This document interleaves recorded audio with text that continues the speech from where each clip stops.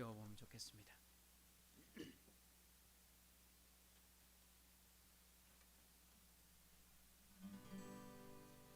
주님만이 왕이십니다. 주님만이 왕이십니다. 주님만이 왕이십니다. 주님만이 왕이십니다. 한 번 더 주님만이 왕이십니다. 주님만이 왕이십니다. 주님만이 왕이십니다. 주님만이 왕이십니다. 한 번 더 주님만이 왕이십니다. 주님만이 왕이십니다. 주님만이 왕이십니다. 주님만이 왕이십니다. 내 삶에 내 삶에 내 삶에 내 삶에 내 삶에 내 삶에 내 삶에 내 삶에 주님만이 왕이십니다. 주님만이 왕이십니다. 주님만이 왕이십니다. 주님만이 왕이십니다. 이곳에 이곳에 이곳에 이곳에 이곳에 이곳에 이곳에 이곳에 모든 이름 위에 뛰어나신 이름 왕의 왕 예수께 엎드려 경배해. 모든 이름 위에 뛰어나신 이름 왕의 왕 예수께 엎드려 경배해. 모든 이름 위에 뛰어나신 이름 왕의 왕 예수께 엎드려 경배해. 내 삶에 내 삶에 내 삶에 내 삶에 내 삶에 내 삶에 내 삶에 주님은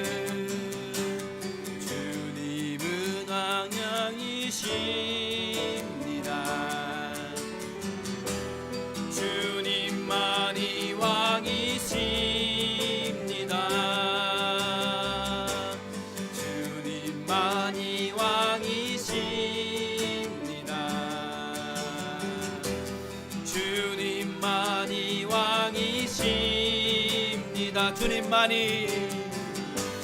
주님만이 왕이십니다. 주님만이 왕이십니다. 주님만이 왕이십니다.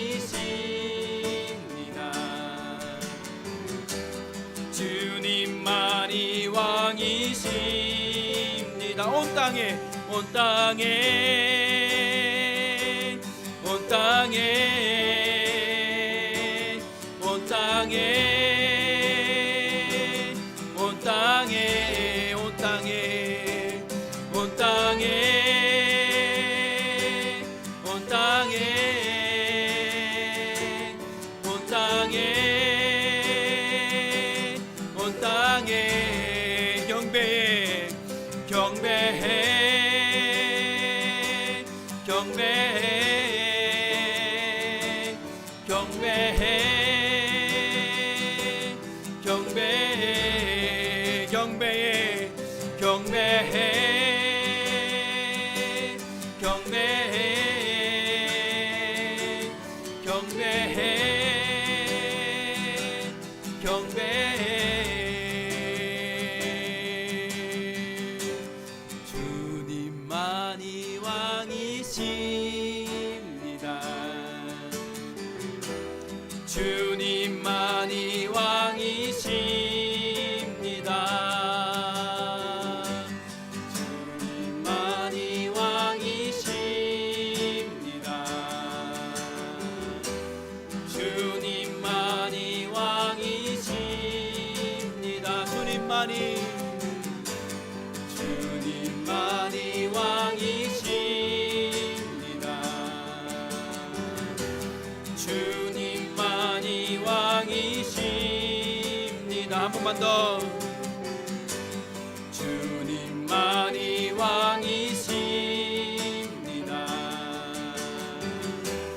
주님만이 왕이십니다.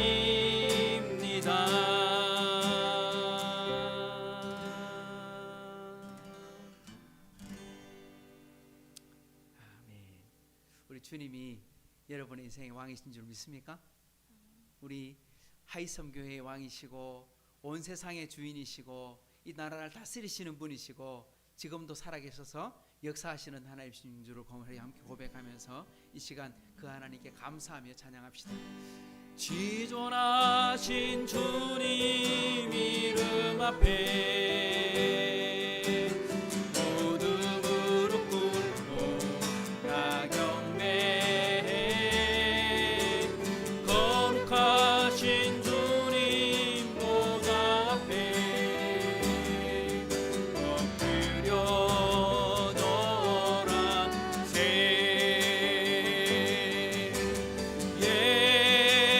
예수는 그리스도,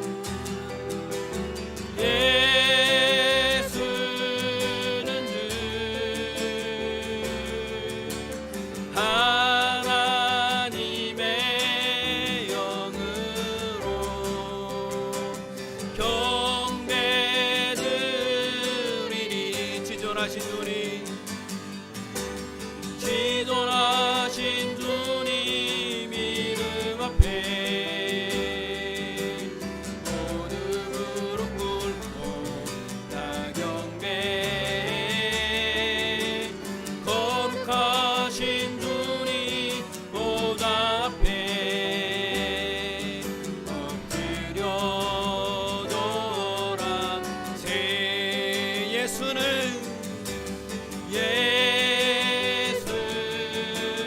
그리스도, 예수는 주,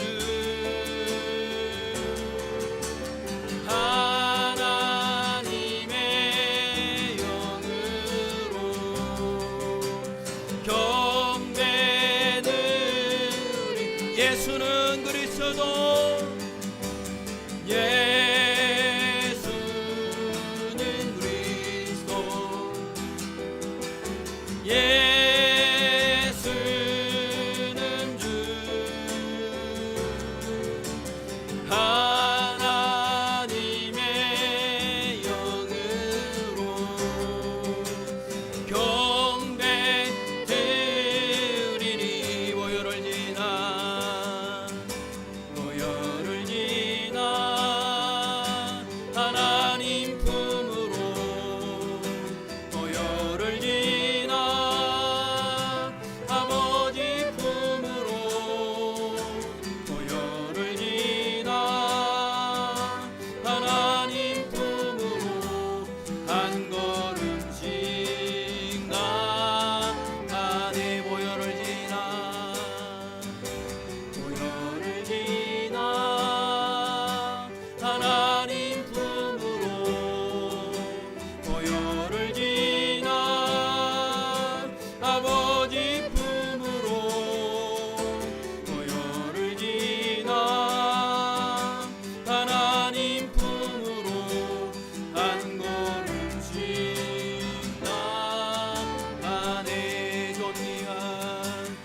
존귀한 주보혈이 내 영을 새롭게 하시네. 존귀한 주보혈이 내 영을 새롭게 하네. 보혈을 지나 하나님 품으로, 보혈을 지나 아버지 품으로, 보혈을 지나 하나님 품으로 한 걸음씩 나가네. 존귀한 주보혈이 내 영을 새롭게 하시네. 존귀한 주보혈이 내 영을 새롭게. 마지막 번 노래입니다. 존귀한 주보혈이 내 영을 새롭게 하시네. 존귀한 주보혈이 내 영을 새롭게 하네.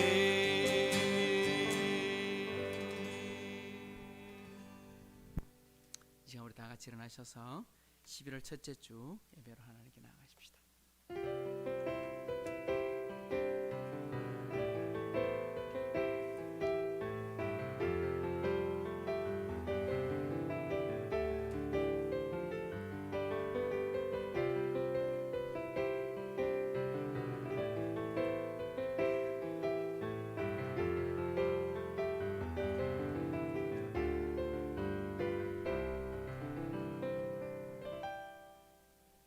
십자가의 도가 멸망하는 자들에게는 미련한 것이요 구원을 받는 우리에게는 하나님의 능력이라.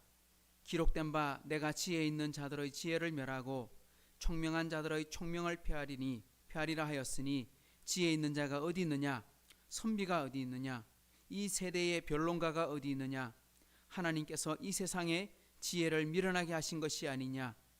하나님의 지혜에 있어서는 이 세상이 자기 지혜로 하나님을 알지 못하므로 하나님께서 전도에 미련한 것으로 믿는 자들을 구원하시기를 기뻐하셨도다.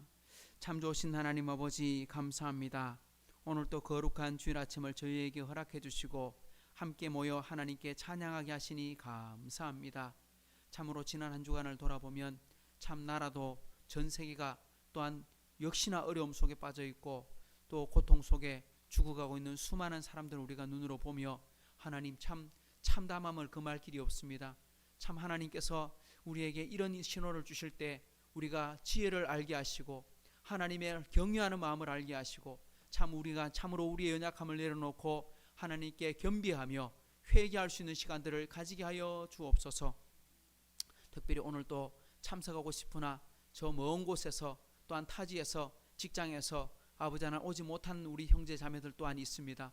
하나님께서 기억하여 주사 그들의 삶을 지켜주시고 다시 만날 때까지 하나님께서 안전하게 보호하셨다가 함께 찬송할 수 있는 자리 속히 올 수 있도록 하나님 도와주시고 참으로 백신과 치료제가 빨리 개발되어 이 어려움 속에서 우리 모두가 다 마음껏 찬양하고 예배할 수 있도록 하나님 은혜 베풀어 주옵소서. 오늘 또 우리 참여한 우리 식구들에게 하나님께서 하늘의 복을 내려주시고 참으로 하나님의 평강을 주셔서 참으로 하나님이 기뻐하시고 원하시는 것이 무엇인지 분별할 줄 아는 지혜도 가지게 해 주옵소서. 이 예배의 시종을 주님께 의탁드리오며 예수님의 이름으로 의탁하며 기도하옵나이다. 아멘. 시간 찬송가 104장을 찬송하겠습니다.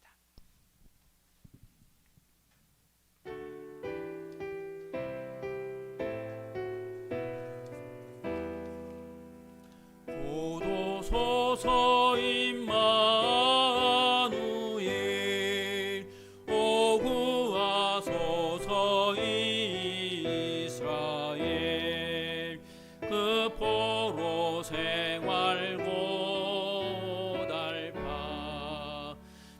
메시아 기다립니다. 기뻐하라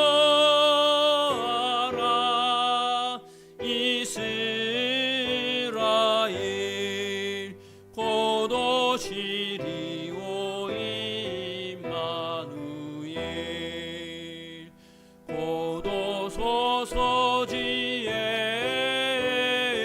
주 온 만물 질서 주시고 참 진리의 길 보이사 갈 길을 인도하소서.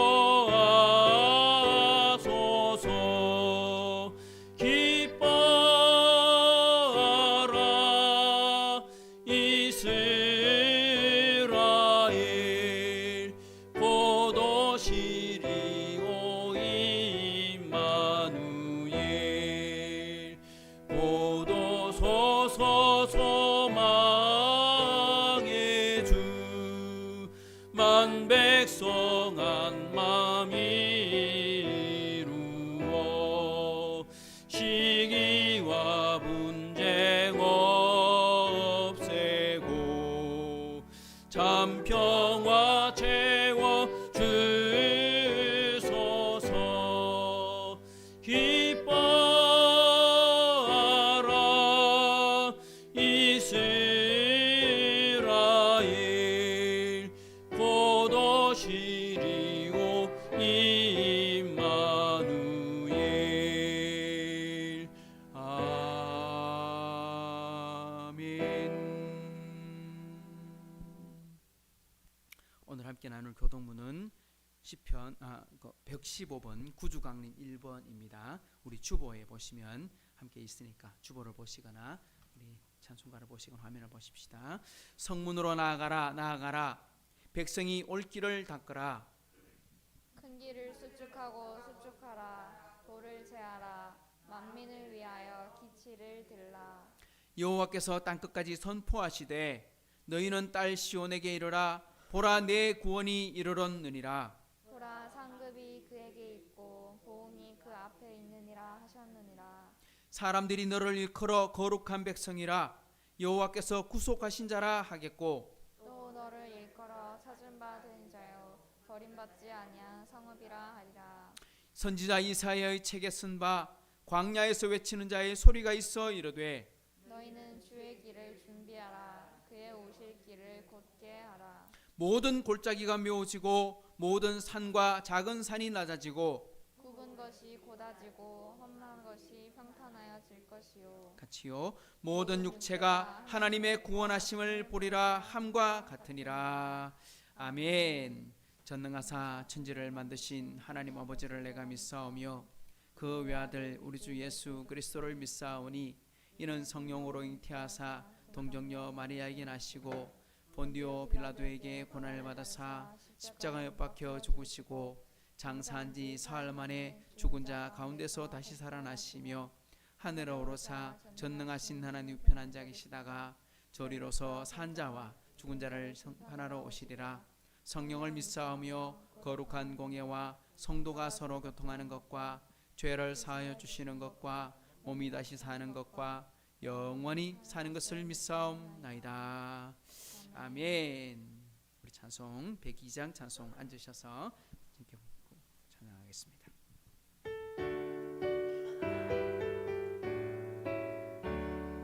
영원한 문화 열려라. 새 임금 들어가신다. 만왕의 왕이 오시니 만민의 구주시로다.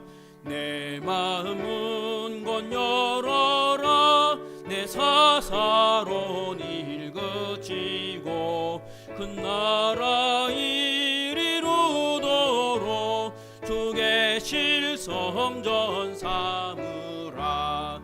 오 나의 주 내 마음에 곧 뜻하 함께 계시며 큰 사랑을 베푸사 늘 동행하여 주 한 번 더 고백하십시다. 영원한 문화 열려라 제 임금 들어가신다.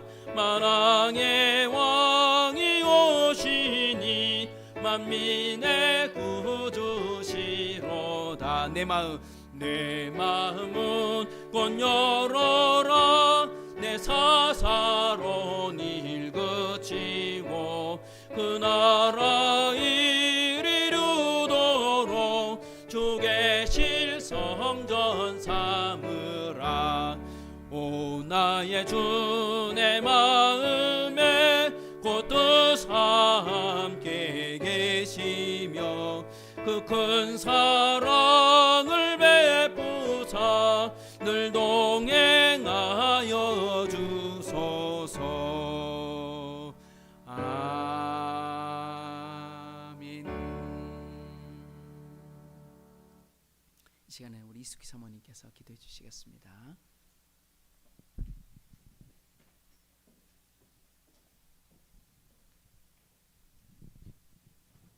좋으신 하나님 아버지 감사합니다. 저희에게 이제 또 12월이 허락되었고 오늘 첫 주에 또 이 한 가족의 한 자리에 모여서 하나님께 예배드리게 하심을 감사드립니다. 한 주간 생활할 때에 저희의 하나님을 잊고 생활한 것, 또 하나님 보시기에 아름답지 못한 것들을 하나님 용서하여 주시고 또 우리가 회개할 바들이 생각나게 하시고 우리가 또 잘못을 뉘우친 것들에 대하여 다시는 그 죄를 반복하지 않도록 우리 마음에 하나님의 생각이 가득하도록 하나님 인도하여 주시옵소서.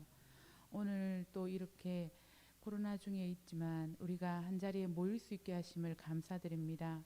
각자의 형편에서 어려움으로 또 사정으로 인하여 참석하지 못한 성도들 한 명 한 명을 하나님 위로하여 주시고 하지만 이 시간을 기억하고 하나님을 생각할 수 있도록 인도하여 주시며 무엇보다 오늘 말씀 전하실 목사님께 은혜와 능력의 말씀이 하나님 윤 목사님을 통하여 그 입을 통하여 이 시간 선포되어지고 우리 마음밭의 씨앗처럼 심겨지고 자라날 수 있도록 인도하여 주시옵소서.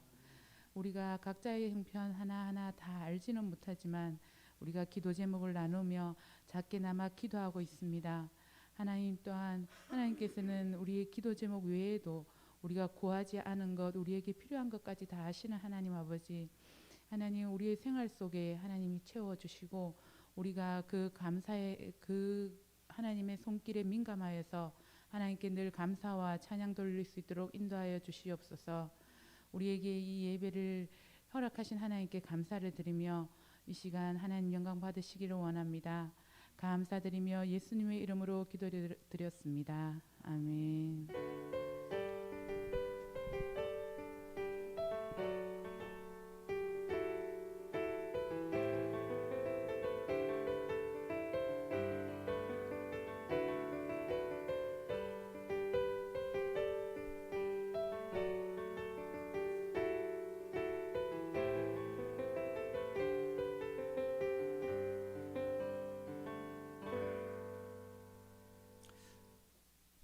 오늘 우리에게 주시는 하나님의 말씀은 신약성경 사도행전 4장 1절에서 12절까지 말씀입니다.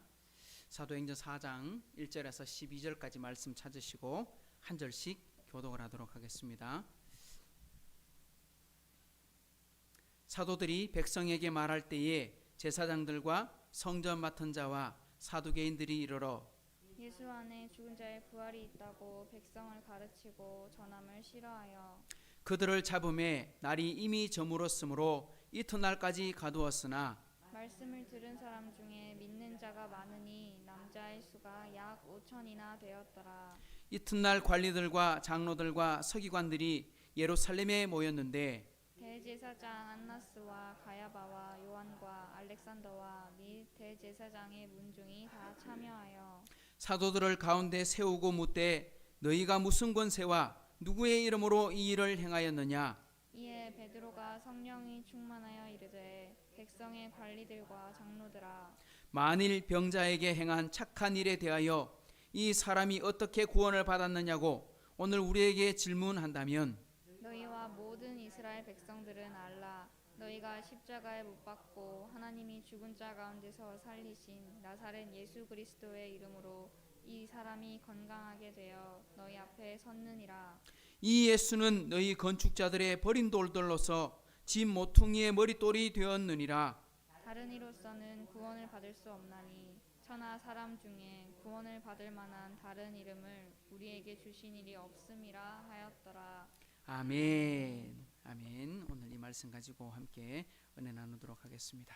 우리 이제 교회 소식을 잠시 봐주시면 코로나 19가 또 이렇게 3차 대유행 이렇게 되어가지고 오늘 몇 명 나오는지는 보지는 못했는데 어제도 500명, 600명 이 정도까지 많이 나오고 있어서 오늘 안 그래도 우리 혁진 형제 같은 경우는 그 천안에서 내려오지 못하고 회사에서 방침상 가능하면 다른 사람들을 많이 만나지 말라 어떤 그런 일들이 있었던 것 같습니다.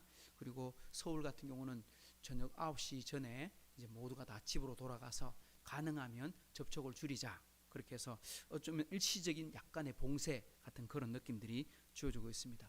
대구도 보니까 하루에 좀 많이 나올 때는 한 7명 이렇게 나오고 있어서 그중 다행이긴 하지만 그래도 항상 조심하시고 우리 뒤쪽에 준비되어 있는 손소독제 그리고 마스크 필요한 대로 사용하시면서 우리 이 위기를 지나갈 수 있도록 함께 기도해 주시면 좋겠습니다. 그리고 2021년도 달력이 뒤에 준비되어 있는데 혹 가져가지 못하신 분들 있으시면 필요한 대로 오늘 가져가셔서 집에서 준비해 주시면 좋겠고요.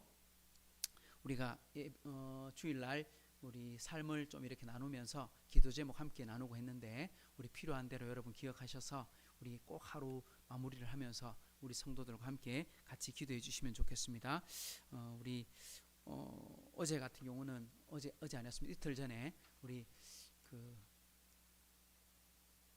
김범창 성도님하고 그 같이 식사도 하고 진짜 오랜만에 그리고 이제 전시회를 함께 참여해가지고 우리 교제하면서 또 우리 꼭 같이 참석 다시 하시자고 고민을 하긴 했는데 여러분 꼭 돌아오셔서 예배 드릴 수 있도록 그렇게도 함께 위해서 기도해 주시면 좋겠습니다. 이런 분들을 다 생각하시면서 같이 기도해 주십시오. 우리 기도 제목이 어제 우리 주보 만들면서 보니까 이 내용이 자꾸 넘쳐요. 그러니까 사람 숫자도 적지 않고 거기다가 기도 제목이 추가돼 갖고 이제 한 페이지만 안 돼가 2페이지 넘어갈지도 모르겠습니다. 참 좋은 겁니다. 우리 함께 기도할 수 있는 제목들이 많이 있어서 같이 기도할 수 있으니까 감사하고 그런 마음이 듭니다. 함께 기도해 주시면 좋겠다 싶습니다. 하나님 앞에 우리 예물 먼저 드리겠습니다.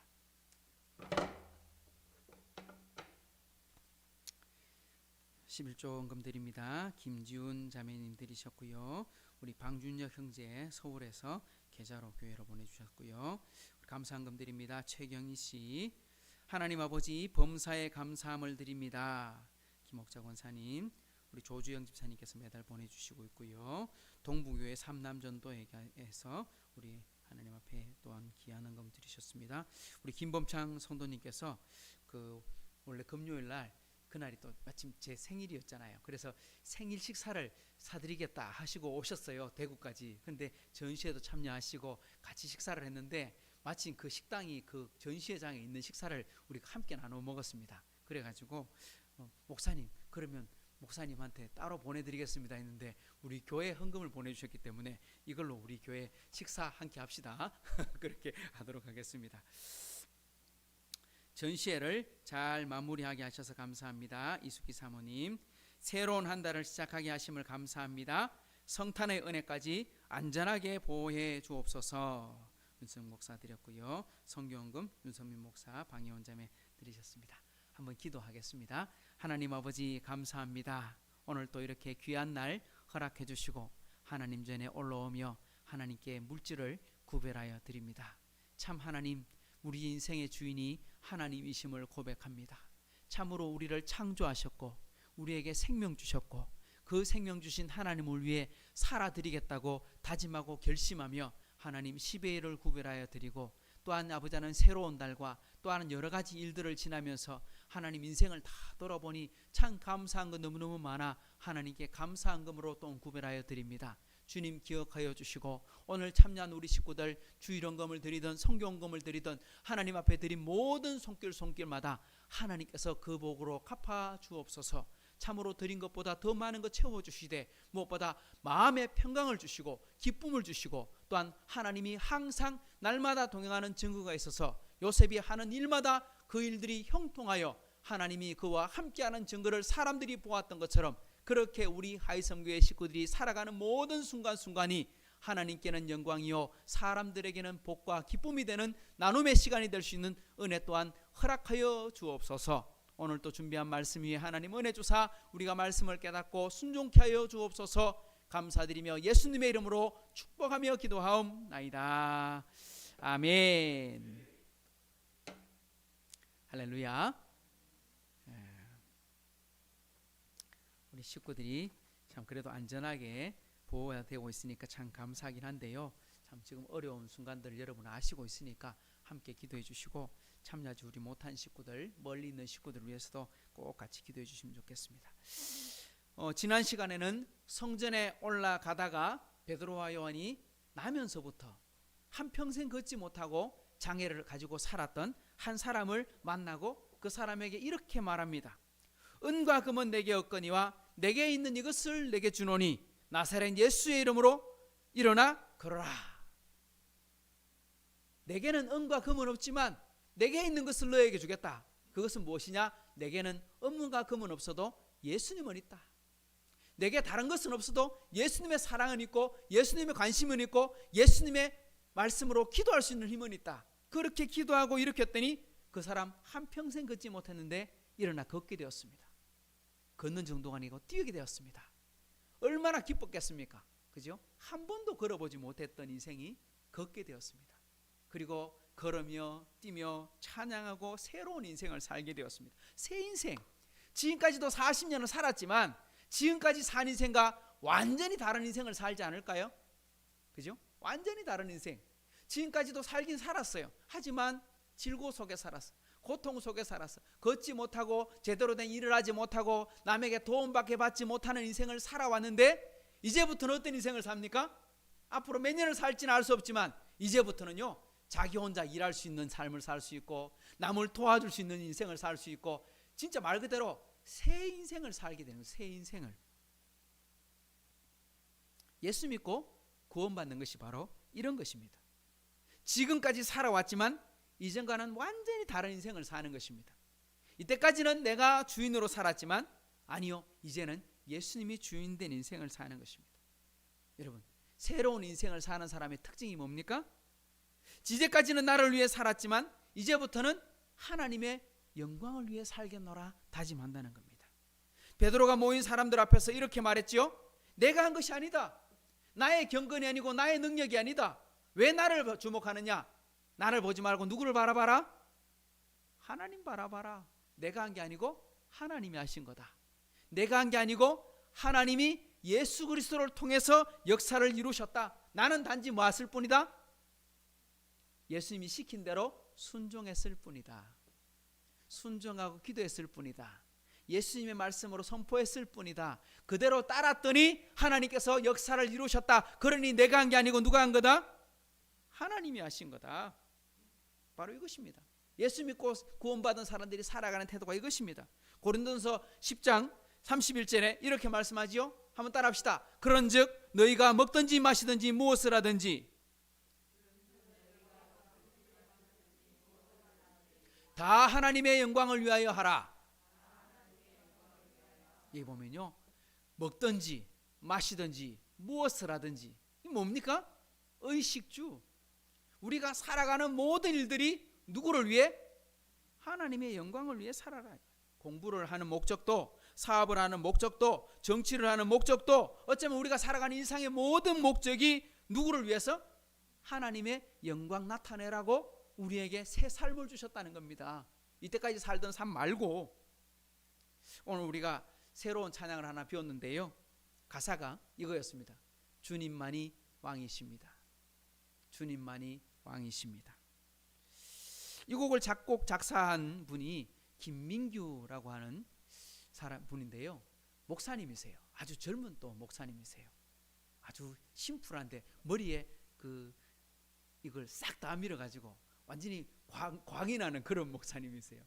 야, 그런데 찬양을 얼마나 뜨겁게 찬양하는지 근데 이 곡을 쓰게 된 배경을 보니까 제가 찾아보니까 이렇게 돼 있더라고요. 2010년 12월 25일 국회에서 예배 인도자로 설 기회가 있었는데, 야, 국회에서 이분을 초대해가지고 찬양할 수 있는 기회를 주셨다는 겁니다. 깜짝 놀랐습니다. 그런데 이분이 기도하면서 자기가 살고 있는 집이 옥탑방이었는데 옥탑방에서 기타를 들고 콘티 이제 순서를 막 짜면서 어느 찬양을 해야 될까 막 짜다가 하나님께 기도했답니다. 하나님, 국회에서 어떤 찬양 받기를 원하십니까? 그렇게 하면 하나님께 물으며 기도했답니다. 그때 하나님께서 그에게 들려주는 음성이, 그러니까 귀로 들려줬다기보다는 마음으로 듣게 됐겠죠. 그때 하나님께서 이 김민규 목사님한테 이렇게 말을 하시더라는 겁니다. 국회의 왕은 나다. 쉽게 말하면 국회의 주인이 나다. 이렇게 말씀하시더라는 거예요. 그래서 그 말을 듣고 아멘, 주님 그렇습니다. 이 나라 국회에서 제가 찬양을 하더라도 그곳에서도 주인은 하나님이시고 예수님이 주인이십니다. 그래서 그 자리에서 곡을 막 쓰기 시작했는데 주님만이 왕이십니다 하는 곡을 써서 그곳에서 찬양을 하게 되었답니다. 그리고 가는 곳곳마다 광장에서도 산꼭대기에서도 교회에서도 만나는 어떤 곳에서든지 제일 처음 불렀던 찬양이 뭐냐니까 주님만이 왕이십니다. 오늘 이 자리 광장의 주인도 하나님이십니다.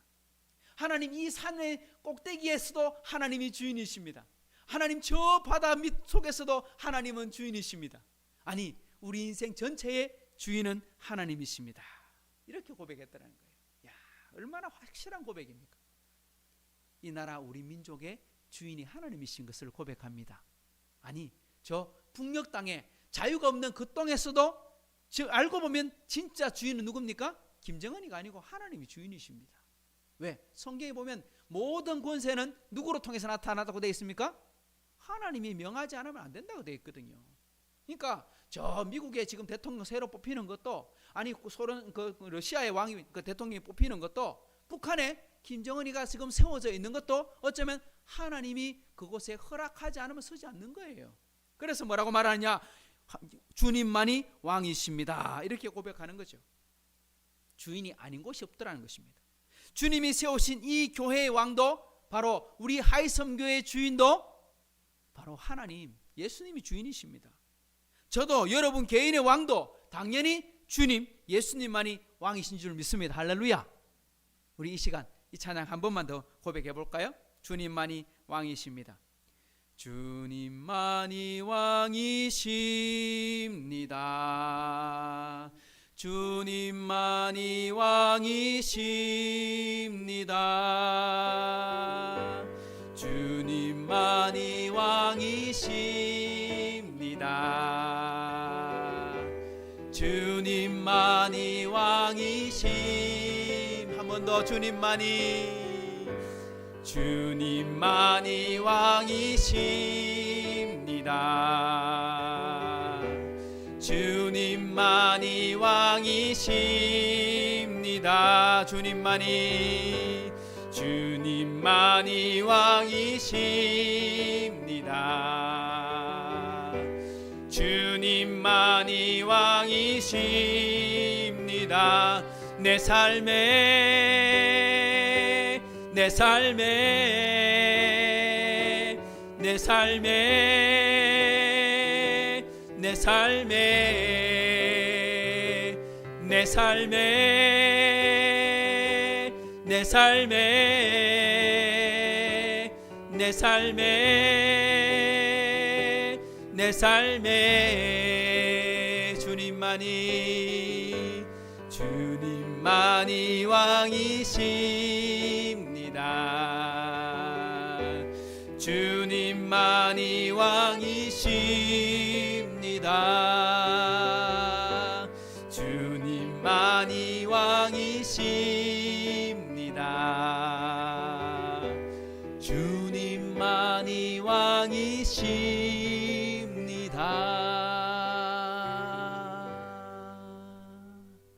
할렐루야. 야, 저는 이 가사를 배우면서 어제 말씀을 준비하면서 이제 찬양을 틀어놓는데요, 계속 드러났습니다. 주님만이 왕이십니다. 주님만이 우리 하이섬교회 주인이십니다. 왕이십니다. 하나님, 우리 하이섬교회 식구들이 가는 모든 곳의 주인이십니다. 우리 이웃에 살고 있는 그 모든 사람들의 삶의 주인도 하나님이십니다. 주인이시기 때문에 뭐합니까? 심판할 수 있는 거예요. 주인이시기 때문에 보호하고 계시는 거예요. 주인이시기 때문에 역사하시는 거예요. 여러분이 이 고백을 어디서든지 한번 불러보십시오. 그리고 인정해 보십시오. 예수님은 나의 왕이십니다. 내가 일하는 곳에서도 주인이시고, 우리 집에서도 주인이시고, 내가 공부하는 데도 주인이시고, 내가 만나는 사람들과의 관계 속에서도 주인이십니다. 그럼 우리가 어떻게 살아야 될까요? 하나님의 영광을 위해 살아야 되죠. 내가 무슨 말을 해야 될지, 내가 어떻게 행동을 해야 될지, 내가 어떻게 공부를 해야 될지, 내가 어떻게 세상을 바라봐야 될지, 그 모든 게 순서가 바뀌게 되어 있는 것입니다. 하나님의 일꾼으로 하나님이 쓰임받게 될 것입니다. 내가 하나님을 위해 살겠습니다 라고 주님이 나의 왕이십니다 인정하게 되면 그때부터 우리 인생이 완전 새로운 인생을 살게 되는 거예요. 바로 그 인생이 바로 오늘 우리에게 주어져 있는 줄을 믿으시기 바랍니다. 근데 오늘 본문에 보면 정반대 인생이 나타납니다. 주님만이 왕이십니다 해야 되는데 내가 왕이다 라고 말하는 인생들이 나타나게 되는 것을 볼 수 있습니다. 우리 오늘 말씀이 그런 내용인데, 사도행전을 공부해 보면 초반에는 누구를 중심으로 이야기가 진행되느냐, 바로 베드로를 통해서 중심으로 진행됩니다. 그리고 조금 있으면 예루살렘 교회에서 이제 안디옥 교회로 넘어갑니다. 그 안디옥 교회의 중심 인물은 누구냐니까 바나바예요. 바나바가 담임 목사님이었거든요, 요즘 말로 하면. 그러다가 사울이 예수 믿고 바나바가 사울을 교회에 데리고 오고, 그리고 함께 전도여행을 다니다가 나중에는 바나바는 사라지고 바울이 남아서 복음의 일들을 진행하는 것을 보게 됩니다. 오늘 본문은 베드로가 예수님이 약속한 성령을 얻고 난 다음에, 성령이 임하고 난 다음에 첫 번째 설교, 그리고 성전에 올라가다가 기도하러 올라가다가 나면서부터 걷지 못하는 사람을 만나고 그 사람을 예수님의 이름으로 이렇게 세우고 다시 한번 설교, 그리고 오늘 공회 앞에 서서 다시 한번 복음을 전하는 설교를 하게 되었으니 이제 설교 몇 번째입니까?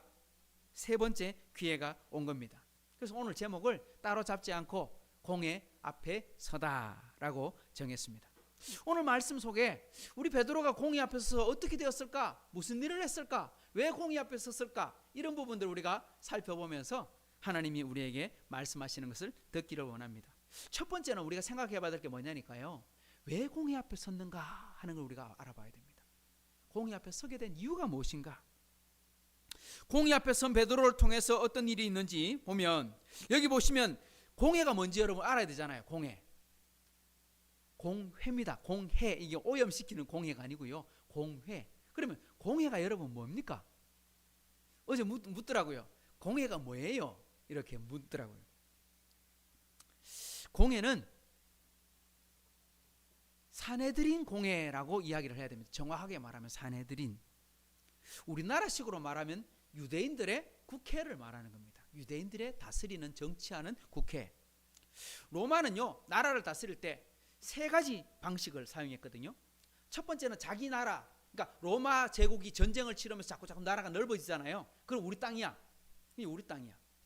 그런데 전쟁에서 이겼어. 그런데 그걸 우리 땅에 넣지 않고 반쯤은 우리 땅, 반쯤은 남의 땅, 이런 식으로 하는 속주라는 개념이 있어요. 그래서 속주는 총독을 보내서 다스리게 만듭니다. 황제 속주는 황제에서 보내고, 원로원의 속주는 원로원에서 총독을 보내고, 총독이 가서 대리 통치를 합니다. 그 다음에 누가 있냐? 동맹국이 있어요. 전쟁은 하지 않았는데 우방이에요. 그러니까 우리 앞으로 같이 어려움을 당하면 도와줄게, 그래가지고 전쟁에 나가자 하면 같이 나가는 동맹국. 그래서 로마와 속주와 동맹국, 이렇게 세 개의 정치 형태를 가지게 됩니다. 근데 속주에 보면 속주에 총독을 보내는데 유대는 로마와 전쟁을 해서 졌어요. 그래가지고 로마의 속주가 됩니다. 이 속주는 황제의 속주가 돼요. 황제가 다스리는 속주가 됩니다. 그리고 황제가 거기에 총독을 파견하는데 예수님 당시에 총독이 누구였습니까? 본디오 빌라도가 총독으로 와 있었어요. 총독이 분명히 황제 대리로 왔으니까 뭐 말 그대로 대통령의 권한을 가지고 있는 거죠. 황제의 권한을 가지고 온 사람이니까. 그런데 로마는 속주를 다스리거나 다른 나라를 다스릴 때 어떻게 다스리냐면 그 나라의 습관, 그 나라의 문화, 그 나라의 정치를 무시하지 않고 그 나라의 종교 다 허용해 줍니다. 우리 로마식으로 살아 이렇게 말하지 않고 너희 식대로 살아, 방해하지 않을게. 대신에 싸우지는 마. 우리한테 덤비지만 마. 그리고 세금만 꼬박꼬박 내. 이런 말로 이렇게 넘어갑니다. 그래서 속주의 그 다스리는 권한을 총독이 있긴 한데 총독이 파견 와 있지만 그 나라의 다스리는 정치 제도를 그대로 인정하고 남겨둡니다. 그 제도가 뭐냐니까 공회, 산헤드린이라고 하는 유대인들의 공동체 공회를 남겨놓았다라는 것을 알 수 있습니다. 로마가요 유대인들에 대해서 굉장히 신중했어요. 왜냐? 유대인들은요 그 당시 로마 세계 사람들은 전부 다 뭘 믿느냐? 다 신종교를 믿었어요. 그리스 로마 신화 여러분 아시죠? 그리스의 신들, 로마의 신들, 이집트의 신들, 모든 신들을 다 가지고 와서 전쟁에서 이기면 그 나라의 신도 수입해 와가지고 그냥 만들어놔. 왜? 많으면 좋잖아. 어느 신이든지 섬기다가 돈 받으면 될 거 아니야. 그래서 신이 엄청나게 많아요. 그런데 유대인들은 어떻습니까? 딱 한 신, 유일한 신, 여호와 하나님만 믿는 신앙을 갖고 있으니까 절대 섞이지 않는 거예요. 다른 나라하고. 다른 나라는 너가 믿는 신 세네, 힘 있네. 그럼 나도 그거 믿을게. 이러면 되는데 유대인들은 그렇게 안 사는 거예요. 오직 유일한 하나님, 여호와 하나님만 믿는 이 유일신 종교였기 때문에 로마 사회 사람들하고 안 섞여요. 그래서 로마가 군대를 파견해서 유대를 다스립니다. 로마군이 유대에 와 있었거든요. 와 있는데 원래 로마 군대의 깃발에는 뭐가 새겨져 있냐니까 황제의 초상화가 새겨져 있어요. 그리고 군단 깃발이 있고 황제기가 있고, 그러니까 황제기가 있다는 건 로마의 군대가 주둔하고 있다는 상징인데 유대 나라를 다스리고 있던 로마 군대에서는요 황제 깃발이 없었어요. 황제의 형상이. 왜? 황제를 숭배하는 사상이 로마 군인들한테 있었거든요. 그러니까 유대인들이 반감을 가질까 싶어서 황제 깃발도 사용하지 않고요. 로마가 전쟁에 나갈 때 속주의 군대를 데리고 갔거든요. 속주민들도 전쟁에 참가해야 돼요. 그런데 어느 나라 유대인들은 데리고 가지 않았어요. 왜냐니까 전쟁에 나가서 전쟁하기 전에 뭐 해야 되니까 황제에게 충성을, 황제에게 맹세를 하고 나가야 되거든요. 그러니까 유대인들은 그 말을 듣지 않는 거예요. 그래서 유대인들은 전쟁에 오지마, 아예 오지마, 안 와도 괜찮으니까 세금이나 많이 내. 그리고 유대인들은 전쟁에도 안 나가, 로마 시민권도 안 가져. 그렇게 삶을 살았어요. 그래서 로마가 파견대가 와 있는데 총독이 있고 총독과 함께 이스라엘을, 그러니까 유대를 다스리는 게 산헤드린 공회인데, 산헤드린 공회는 그러면 어떻게 만들어지느냐 하면 대제사장이 의장입니다. 국회의장. 그러니까 산헤드린을 다스리는 사람은 누구냐니까 국회의장 하는 사람은 대제사장, 그 해의 대제사장. 그리고 몇 사람이 있느냐니까 70명이 있었다고 성경은 이야기하고 있어요. 70명. 근데 그 70명이 누구냐니까 오늘 성경에 나옵니다. 그 70명들이 어떤 사람들이냐니까 원래는요 그 70명을 만들게 된 배경이 뭐냐니까 이스라엘 사람들이 광야에서 출애굽을 하고 광야에서 살아갈 때 40년을 살지 않습니까? 그때 모세가 혼자서 뭐합니까? 재판도 하고 판결도 내리고 하나님께 기도하고 물어보고 사람들이 조언하는 거 다 이야기해주고, 그러니까 너무 힘든 거예요. 왜?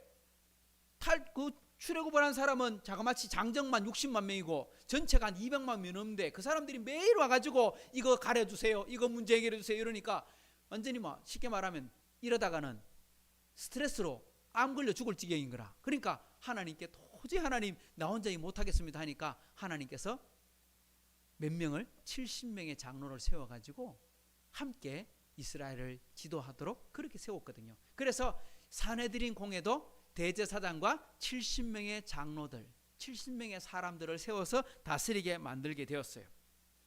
근데 70명으로 구성하는데 누가 구성이 되느냐? 오늘 말씀 5절에 보세요. 이렇게 되어 있습니다. 이튿날 관리들과, 이 관리는요 쉽게 표현하면 공무원들입니다. 정치 지도자들 중에 한 사람을 이야기하는 것입니다. 그 다음에 장로들과 이렇게 되어 있죠. 이때 장로들은 누구냐니까 주로 그 지파의 지도자 아니면 마을의 지도자, 이런 사람들을 대표로 말하는 것입니다. 그 다음 서기관들도 산헤드린 공회에 들어갑니다. 그리고 6절에 보면 대제사장 안나스와 가야바와 요한과 알렉산더와 및 대제사장의 무중이 다 참여했다. 원래 산헤드린에 들어가는 사람이 누구냐니까 제사장들이에요.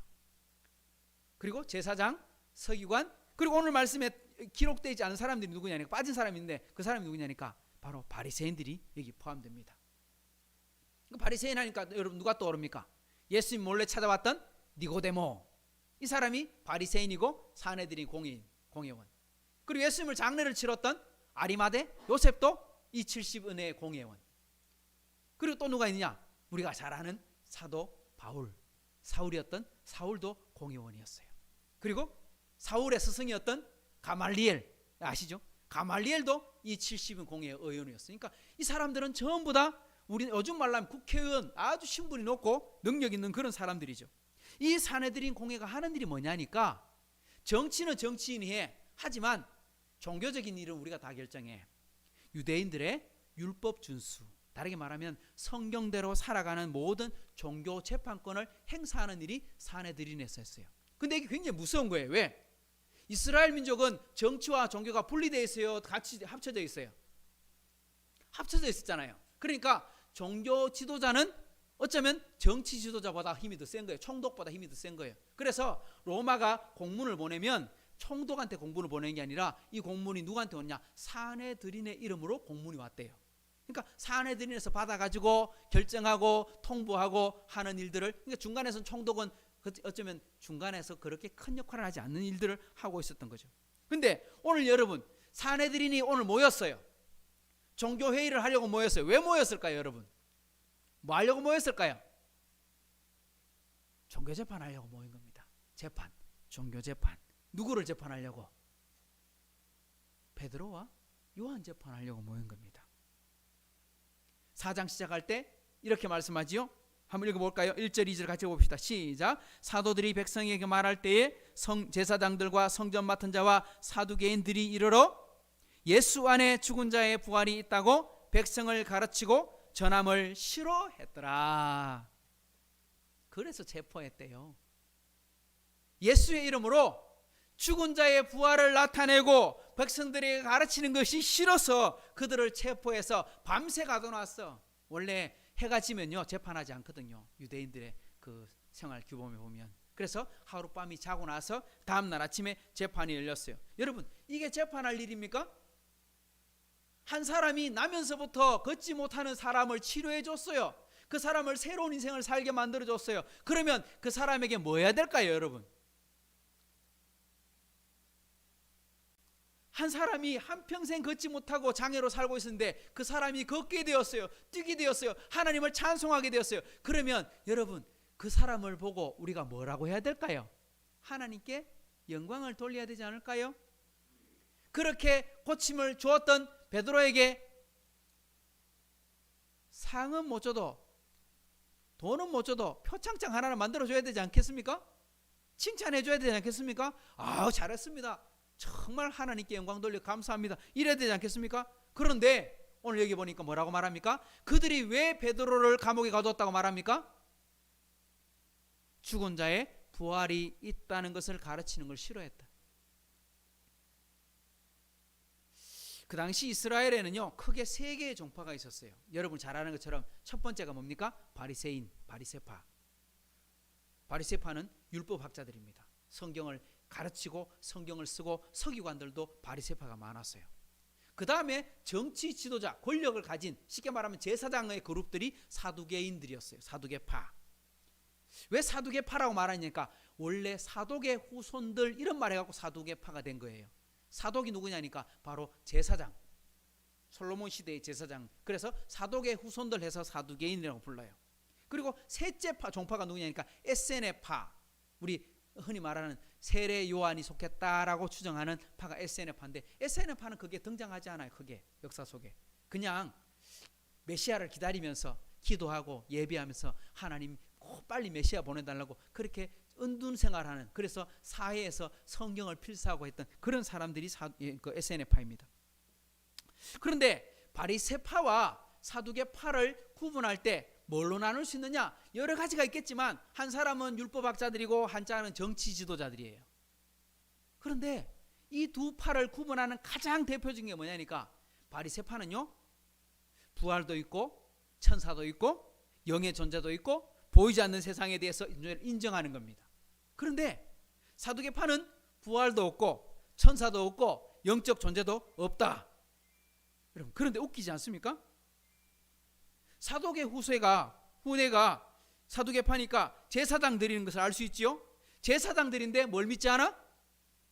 천사를 믿지 않아. 천국도 없고 지옥도 없고 천사도 영도 없대. 그런데 하나님께 제사는 드려. 말이 됩니까? 요즘 말로 하면 천사도 없어요, 지옥도 없어요, 천국도 없어요. 그런데 나는 목사예요, 설교는 해요. 이런 사람이 있다는 거예요.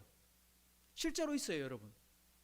실제로 우리 세상에 나가보면, 다른 교회를 가보면 우리나라에도 그런 목사님들이 있어요.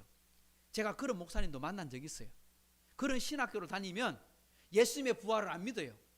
예수님의 동정적 탄생을 믿지 않아요. 예수님께서 오병이의 떡을 나눈 것도 믿지 않아요. 예수님께서 무리로 그런 기적도 믿지 않아요. 그러니까 기적은 다 빼라, 기적은 다 가짜다. 기적 빼고 뭐만 남겨놔라? 윤리적인 것만 남겨놔라. 그렇게 신학을 공부하는 분들이 있어요. 그러니까 지금 이런 일들이 존재한다는 거예요. 근데 그 시대에도 이런 사람들이 종교 지도자였으니 마치 뭐와 같습니까? 소경이 사람들 데리고 가면 어디로 빠져요? 물에 빠지는 거와 똑같은 거예요. 종교 지도자가 하나님을 제대로 알지도 못하고 믿지도 못하고 제대로 성경도 모르면서 사람들을 데리고 어디로 가고 있는 거예요? 하나님께로 가고 있으니 엉뚱한 데로 가고 있는 거죠. 그래서 예수님을 찾아왔던 사두개인들이 예수님께 질문을 합니다. 뭐라고 질문합니까? 우리 잘 아는 것처럼 한 여인이 있었는데 한 남자와 결혼을 했습니다. 그런데 자녀를 놓기도 전에 남편이 먼저 세상을 떠나버렸습니다. 죽어버렸어요. 그랬더니 원래 이스라엘 율법에 보면 다음 동생이, 남동생이 그 형수랑 결혼해가지고 첫 번째 아들을 놓게 되면 그 아들은 형의 아들로 이름을 올려가지고 대를 이어나가게 하는 법이 있습니다. 계대혼인법. 그리고 두 번째 아들부터는 내 자식으로 삼는 그런 법이 있는데, 그래서 동생이 형수랑 결혼했습니다. 근데 동생도 죽어버렸어. 아기도 못 낳고. 그렇게 해서 몇 번째까지 가느냐? 세 번째, 네 번째, 다섯 번째. 아니, 그게 끝이 아니에요. 7 형제랑 결혼했어. 야, 여러분 생각해 보세요. 남동생 7번째 남동생하고 형수님이랑 결혼했으면 나이 차이가 얼마나 많이 나겠습니까? 근데 그렇게 결혼을 했대. 이건 말이 안 되는 거죠. 그러니까 실제로 이런 일은 없었어요. 사두개인들이 예수님을 괴롭히려고 지어낸 이야기예요. 만약 논리적으로 생각해 봅시다. 만약에 부활이 있다고 말한다면, 자 보십시다. 7명의 형제가 결혼했는데 아무도 아들을 못 낳았어. 그래갖고 부활이 있대. 그러면 부활하면 이 여인은 누구의 아내가 됩니까? 누가 이 여인의 남편입니까? 부활이 있다면서요. 이렇게 질문한 거예요. 얼마나 나쁩니까? 그때 예수님께서 사두개인들에게 어떻게 대답하셨는지 여러분 아십니까? 이렇게 말합니다. 너희가 성경도 하나님의 능력도 알지 못하고 있다. 뭐라고요? 너희가 성경도 하나님의 능력도 알지 못한다. 이게 무슨 말입니까? 너희는 성경도 안 믿고 하나님의 능력도 믿지 못하면서 제사장의 지위에 있구나. 그러니까 바리새인들을 보고는 예수님께서 회칠한 무덤이다. 너희는 말만 하고 지키지 않는다. 이렇게 책망하셨고요. 사두개인들 보고는 뭐라고 말하냐니까 너희는 성경도 모르고 하나님의 능력도 모르고 쉽게 말하면 너희는 아무것도 모르는 인간들이다. 이렇게 말했다는 거예요. 저는 이 말씀을 읽으면서 오늘 우리들의 삶에 적용해 보고 싶습니다. 이런 거죠. 직업이 여러 가지가 다양하게 있을 수 있지만 여러분, 의사는 돈을 벌기 위해서 의사를 하는 걸까요? 저는요, 의사라고 한다면 돈도 벌 수는 있긴 했지만 그들의 첫 번째 목적은 돈 버는 게 아니라 사람을 살리는 데 있지 않을까요? 그래서 심지어 자기 원수가 다치면 의사는 치료부터 한다. 벌을 주기 전에. 왜? 그게 의사의 사명이니까. 전쟁터에 나갔어도 총 맞은 적군을 만나면 그 사람을 치료해 준다. 왜? 의사니까. 그게 의사거든요. 근데 의사가 돈을 밝혀버리면 그때부터는 의사가 아니고 돈 잘 버는 직업군이 되어버리겠죠. 정치인들도 똑같습니다. 여러분, 정치인은 자신의 목적이 돈을 벌거나 명예를 얻거나 권력을 얻는데 정치를 하는 게 아니에요. 정치는 다른 사람을 위해 하는 거죠. 그런데 그게 목적이 없어지고 나면 어떻게 됩니까? 돈 최고 잘 벌 수 있는 자리야. 권력을 얻기 최고 좋은 자리야. 다른 사람을 괴롭힐 수 있는 최고 좋은 자리야. 그러니까 심각한 문제가 발생하는 겁니다. 우리나라가 그런 걸 많이 봤잖아요. 전 세계도 많은 이런 일들을 경험하고 있는 것입니다. 또 한 가지로 생각해 봅시다. 목회가 여러분 사명이 아니고 목적이 된다면 직업 종교인이 되는 거예요. 이 사도계인들이 바로 그런 거예요. 나는 다른 건 다 몰라도 권세는 가지면 돼. 그러면서 제사장을 하겠대. 심각한 문제죠. 여러분, 이것에 여러분의 삶을 넣어보십시다. 목회자만 아니고요, 의사가 아니고요, 성도도 마찬가지예요. 성도의 여러분 사명이 무엇입니까? 성도의 삶의 목적은 무엇입니까? 여러분의 삶의 목적이 무엇입니까? 이거 바로 물어봐야 됩니다. 여러분의 삶의 목적이 무엇입니까? 무엇입니까? 하나님의 영광을 위한 것입니다. 우리 소요리 문답 1문 1답을 공부할 때 뭐라고 되어 있었어요? 1문의 질문이 뭐였어요? 사람의 제일 되는 목적이 무엇입니까? 사람은 왜 삽니까? 당신은 왜 살아가고 있습니까? 왜 예수님을 믿었습니까? 이 말입니다. 그때 답이 뭡니까? 같이 봅시다. 시작. 하나님을 영화롭게 하는 것과 그를 영원토록 즐거워하는 것입니다. 할렐루야. 이게 바로 우리 삶의 목적입니다. 하나님 우리를 살려놓으신 이유가 바로 여기 있습니다. 하나님의 영광을 나타내라고, 하나님의 영광을 드러내라고, 그리고 하나님께서 새로운 생명을 주셨는데 그것을 기뻐하고 즐거워하는 인생을 살라고, 그걸 위해서 우리가 살아라고 우리에게 생명을 주신 거예요. 사도 베드로는 공의 앞에 섰는데 서고 싶어 선 건 아니지요. 재판받기 때문에 섰습니다. 하지만 기왕 서게 되었으니 하나님의 영광을 나타내야지. 여러분, 하나님의 영광을 나타내는 가장 좋은 방법은 무엇이겠습니까? 하나님이 우리에게 보여주신 최고의 영광이 무엇이겠습니까, 여러분? 우리가 어떻게 하면 하나님께 영광을 돌릴 수 있을까요? 또 하나님이 우리에게 주신 최고의 영광은 무엇일까요? 하나님이 우리에게 보여주신 최고의 영광은요, 예수님이 십자가에 달려 죽으셨다가 부활하신 부활의 영광이 최고의 영광인 줄 믿습니다. 이것이 베드로가 공의 앞에 선 두 번째 이유입니다. 둘째로 보면 베드로가 공의 앞에 선 이유라 뭐라고 이야기하느냐니까 공의 앞에서 어떻게 했는가를 우리가 살펴보아야 됩니다. 베드로가 공의 앞에서 어떻게 대답하는지 보십시다. 9절과 10절을 같이 읽어볼까요? 시작. 만일 병자에게 행한 착한 일에 대하여 이 사람이 어떻게 구원을 받았느냐고 오늘 우리에게 질문한다면 너희와 모든 이스라엘 백성들은 알라. 너희가 십자가에 못 박고 하나님이 죽은 자 가운데서 살리신 나사렛 예수 그리스도의 이름으로 이 사람이 건강하게 되고 너희 앞에 섰느니라. 베드로의 간증, 베드로의 설교의 주제는요, 딱 한 가지입니다. 여러분, 착하게 삽시다, 이웃을 돌보면서 삽시다, 다른 사람을 살피면서 삽시다, 이게 아니었어요. 그거 우리가 살아가는 삶의 태도인 거 맞아요. 하지만 그게 주제는 아니에요. 진짜 주제 한 가지가 있는데 그게 뭐냐니까 예수님의 부활입니다. 이 주제는요, 앞에 베드로가 설교하는 모든 주제에 똑같아요. 솔로몬의 행각에서 설교할 때도 뭐라고 말합니까?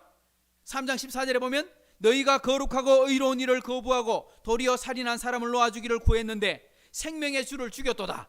그러나 하나님께서 죽은 자 가운데서 그를 살리셨으니 우리가 이 일에 뭐다? 증인이다. 우리가 이 말 하려고 지금 여러분 앞에 선 거다.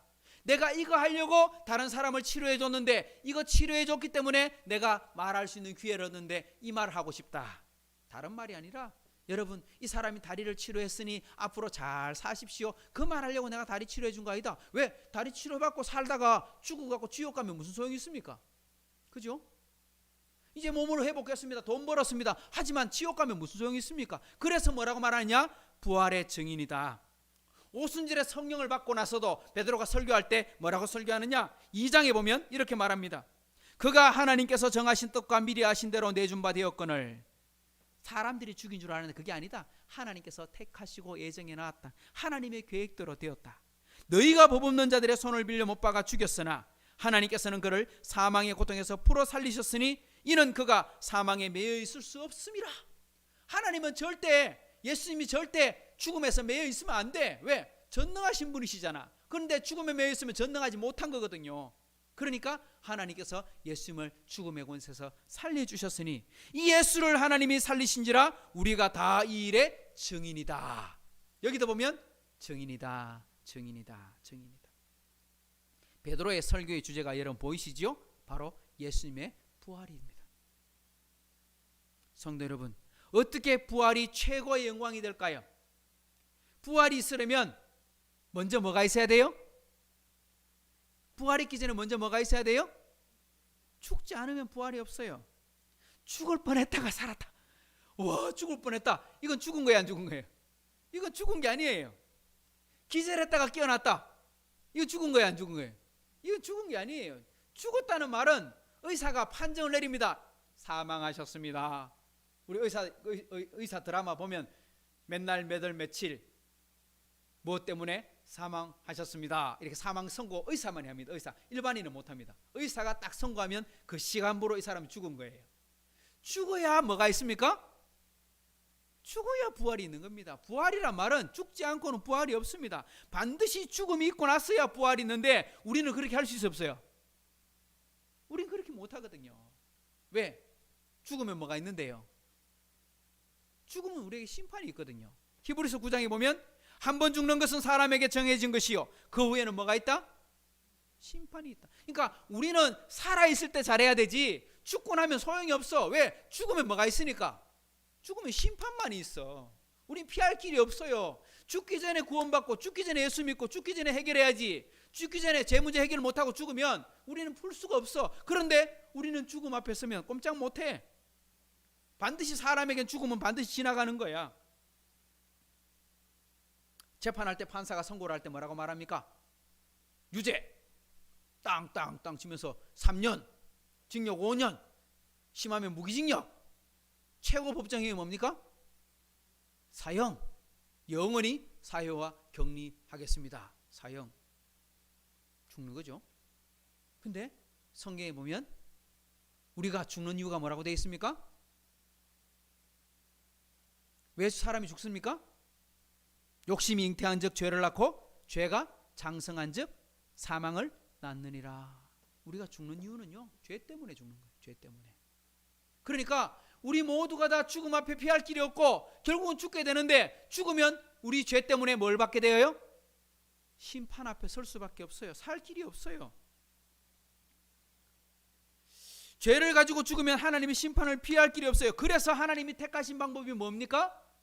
하나님이 택하신 방법은 하나님이 하나밖에 없는 아들, 진짜 사랑하는 그 아들을 우리를 위해 이 땅에 보내시는 것으로 그친 것이 아니라 뭐 하셨고요?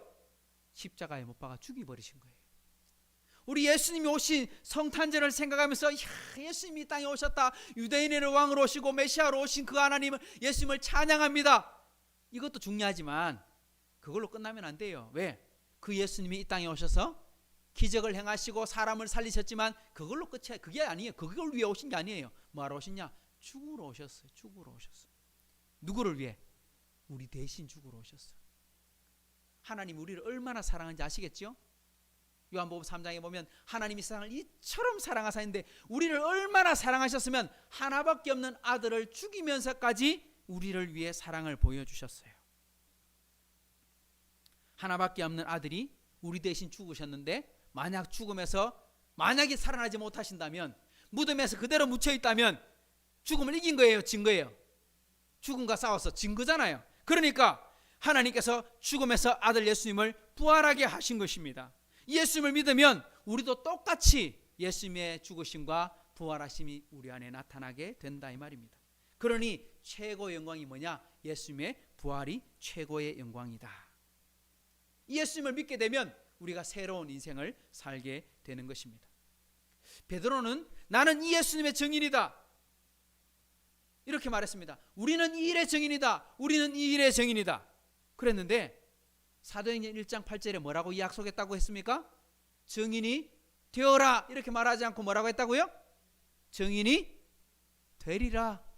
되리라 말이 뭐라 그랬어요? 되게 만들어 주겠다.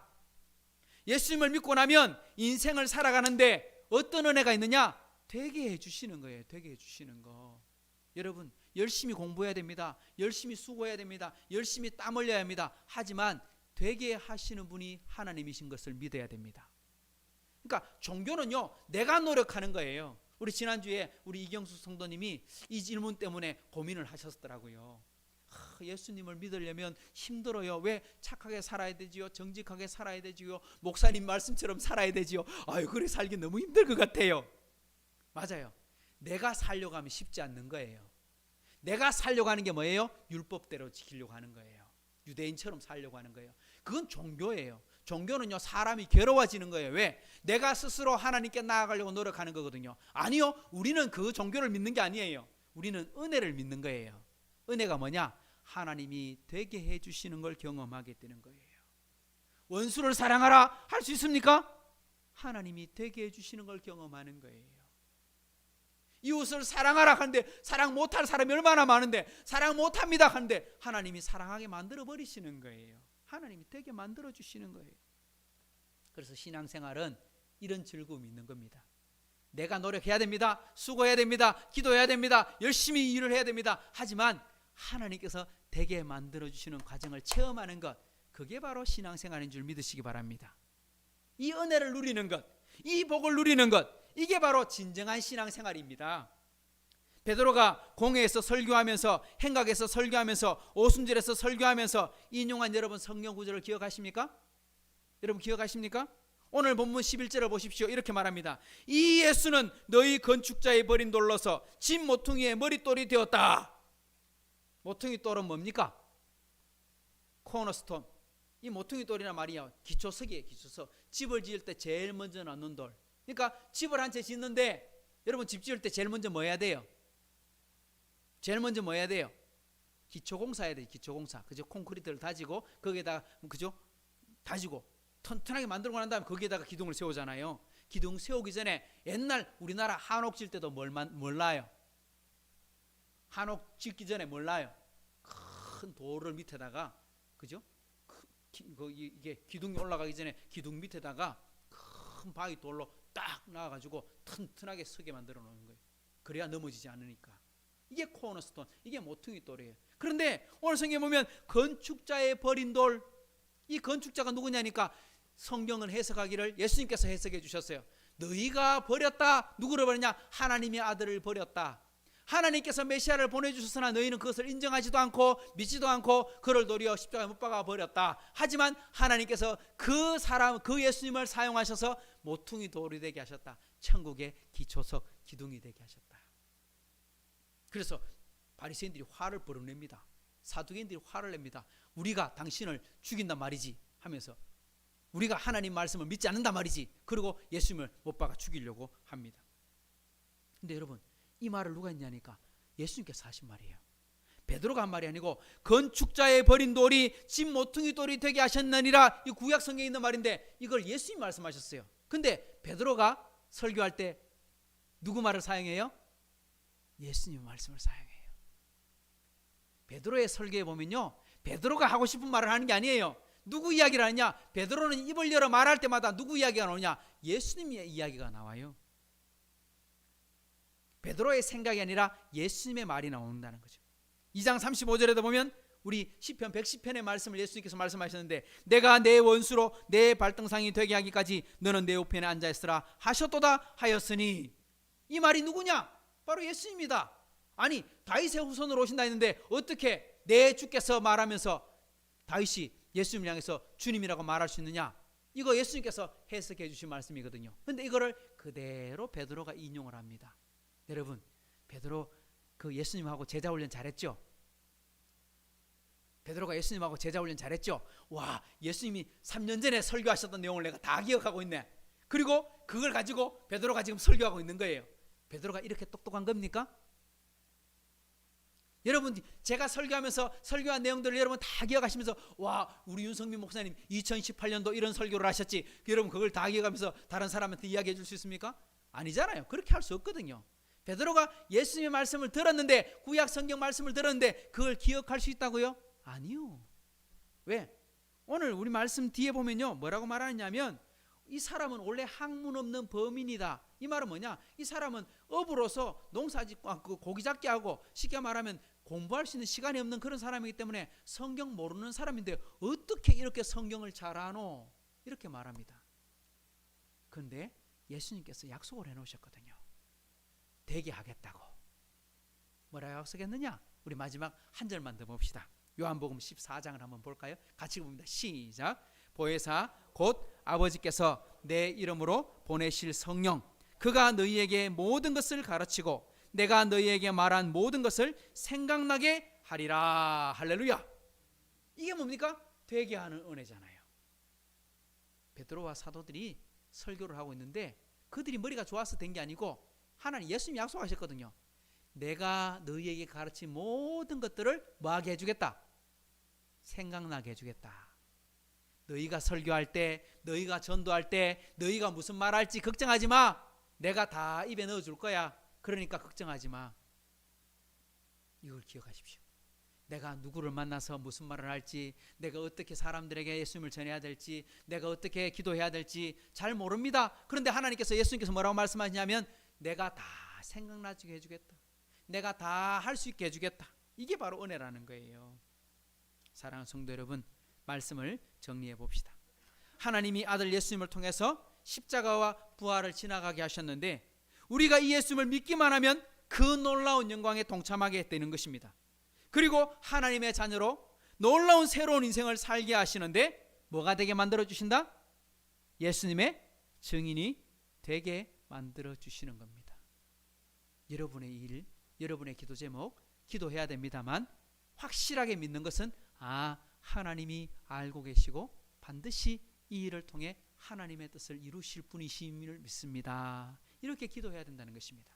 그래서 오늘 우리가 이 말씀을 통해서 하나님의 영광이 드러나도록 인도하시는 하나님과 함께 동행하고 살아가는 복된 인생의 주인공들이 우리 하이섬 식구들이 되기를 주님의 이름으로 축복합니다. 좋으신 하나님 아버지 감사합니다. 베드로가 한 사람을 치료하고 나서 그 사람을 통해서 말씀을 선포했더니 하루에 남자만 5,000명이 예수님을 믿었습니다.